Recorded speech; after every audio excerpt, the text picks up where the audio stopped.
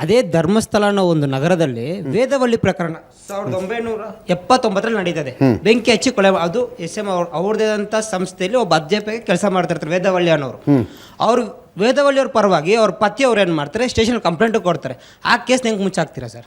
ವೇದವಲ್ಲಿ ಬೆಂಕಿ ಹಚ್ಕೊಂಡ ಸ್ಥಿತಿಯಲ್ಲಿ ಬಾತ್ರೂಮ್ನಲ್ಲಿ ಸಿಕ್ಕಾಗ ಮನೆ ಒಳಗಡೆಯಿಂದ ಬಾಗಿಲು ಹಾಕ್ಕೊಂಡಿದ್ರು ಅಂತ ಕೇಸ್ನಲ್ಲಿದೆಯಾ ಅಥವಾ ಹೊರಗಡೆಯಿಂದ ಬಾಗಿಲು ಹಾಕಲಾಗಿತ್ತು ಅಂತ ಕೇಸ್ನಲ್ಲಿದೆಯಾ?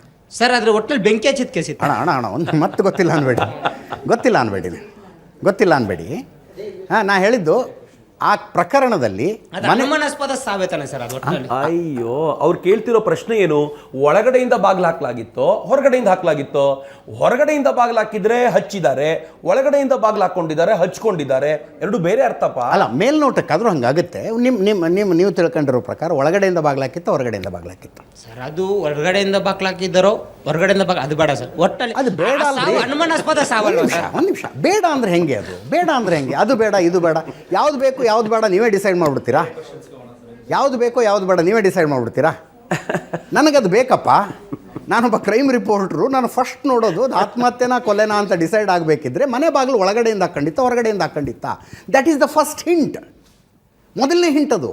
ಅದನ್ನು ಕೇಳ್ತಾ ಇದ್ದೀನಿ, ಅದು ಬೇಡ ಅಂದರೆ ಇದೆಲ್ಲ ಸರಿ ಹೋಗಬೇಕು ಅಂದರೆ ಸರ್ಕಾರದ ಜವಾಬ್ದಾರಿನ, ನ್ಯಾಯಾಲಯದ ಜವಾಬ್ದಾರಿನ, ಸಮಾಜದ ಜವಾಬ್ದಾರಿನ? ಅಫ್ಕೋರ್ಸ್ ಸಮಾಜದ ಜವಾಬ್ದಾರಿ. ನನಗೆ ಭಾಳ ಬೇಸರ ಇದೆ ಅಜಿತ್, ಏನು ಅಂತಂದರೆ ಯಾವುದೋ ಒಂದು ವಿಡಿಯೋ ನೋಡಿ ನಾವು ಇದನ್ನು ನಂಬ್ಕೊಂಡು ಕೂತಿದ್ದೀವಲ್ಲ.